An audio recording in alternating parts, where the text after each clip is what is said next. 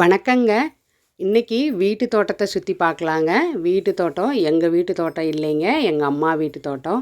அவங்க கிராமத்தில் இருக்கிறாங்க. வீட்டுக்கு பக்கத்துலேயே இருக்கிற கொஞ்சம் இடத்துலையே நிறையா பூச்செடிகள், காய்கறி செடிகள், மரங்கள்னு எல்லாமே வச்சுருக்குறாங்க.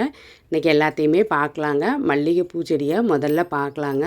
மல்லிகைப்பூ இப்போ சீசனுங்கிறதுனால எக்கச்சக்கமாக பூக்களும் மொட்டுக்களும் இருக்குதுங்க.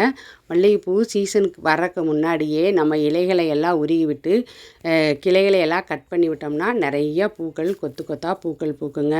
இந்த மல்லிகைப்பூ செடி நிலத்தில் வச்சுருக்கிறதுனால இந்த தண்டுகள் எவ்வளோ பெருசு பெருசாக இருக்குது பாருங்கள். பூக்களும் நிறையா இருக்குதுங்க, முட்டுக்களும் நிறையா இருக்குது. இந்த பூச்செடி இது தானாக முளைச்சது தாங்க. இது பூச்செடி கிடையாது, ஆனால் பூக்கள் அழகழகாக இருக்குங்க. இதை தலையில் வைக்க முடியாது, சாமிக்கும் இதை வைக்க மாட்டோம். வேலியோரங்களில் தாங்க அதிகமாக முளைச்சிருக்கும் இந்த பூக்கள். பூக்கள் பார்க்குறக்கு ரொம்பவே அழகாக இருக்குங்க, பிங்க் கலரில். இதில் காய்களும் பார்த்தா நம்ம சுக்குட்டி காய் மாதிரியே குட்டி குட்டி காய்களும் இருக்குங்க. இந்த பூச்செடியும், இந்த பூச்செடிக்கு பேர் எனக்கு தெரியலைங்க. இதுவும் ஒரே ஒரு கட்டையை வச்சு விட்டால் போதும், நிறையா பூக்கள் நம்ம சூரியகாந்தி பூ மாதிரி பெருசு பெருசாக பூக்குங்க. இதில் பூக்கள் மேலே உயரத்தில் இருக்குதுங்க, கீழே நம்ம ஒரே ஒரு பூ மட்டும்தாங்க இருக்குது. இந்த பூ பார்க்குறக்கே ரொம்ப அழகாக இருக்குதுங்க. இந்த பூச்செடியோட பேர் எனக்கு சரியாக தெரியலைங்க. இது வாழை மரங்க. வாழை மரம் நம்ம ஒரே ஒரு வாழை கன்று வச்சு விட்டால் போதுங்க, அதிலிருந்து நிறையா வாழை மரங்கள் உருவாகிருங்க. நான் ஒரு பெரிய மரத்தை காய் காய்ச்சதை வெட்டி எடுத்துட்டாங்க. இப்போ இதெல்லாம் அதுக்கு பக்கத்தில் வேர் பக்கத்தில் முளைச்ச வாழைக்கன்றுகள் தாங்க இப்போது நிறையா இருக்குது. இனிமேல் தான் இந்த வாழைக்கன்றுகள்லாம் வாழைக்காய் வைக்கிங்க. இது முருங்கை மரம். முருங்கை மரம் ரொம்பவே உயரமாக போயிடுச்சுங்க.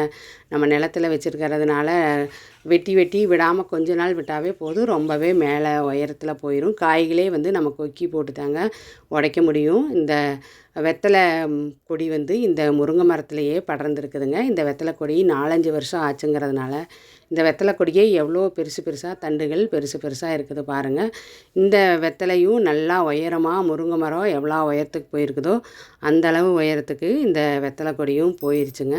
இந்த வெத்தலை கொடியிலேருந்து தான் கட் பண்ணி நான் இப்போ ஒரு கொடி பதியம் போட்டு வச்சுருக்கிறேங்க. அது வளர்ந்ததுக்கப்புறம் காமிக்கிறேங்க.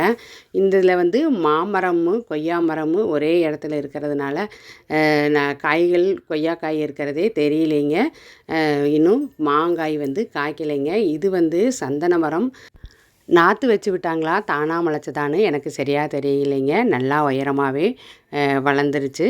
கருவேப்பிலை மரங்க. கருவேப்பிலை இந்த இலை நல்லா சின்ன சின்ன இலைகளாக இருக்கிறனால நல்லா வாசனையாக இருக்குதுங்க. சிவப்பு அவரை கொடியும் ஒன்று இருக்குது. பக்கத்துலேயே பப்பாளி நாற்று ஒன்று இப்போ தான் புதுசாக முளைச்சிட்டு வருதுங்க. பச்சை மிளகா நாற்று ஒன்று இருக்குது. இந்த செடி மஞ்சள் அரளின்னு சொல்லுவாங்க. இதை தான் முதல்ல அதிகமாக வீட்டுகளில் வச்சுருப்பாங்க. இப்போ சரியாக யாரும் வீட்டுகளில் அதிகமாக இதை வைக்கிறது இல்லைங்க. சிவப்பு அரளியே நிறையா வைக்கிறாங்க. இதுவும் கட்டி வச்சா ரொம்ப அழகாக இருக்குங்க. ஜாதி முல்லை செடி இது ஒரு மரத்து நிழலில் இருக்கிறதுனால இன்னும் சரியாக பூக்கள் பூக்கலைங்க.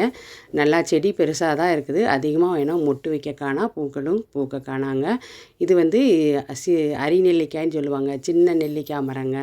இன்னும் காய்கள் வைக்கல, மரம் நல்லா பெருசாகிருச்சுங்க. இது ஒரு கொய்யா மரம்.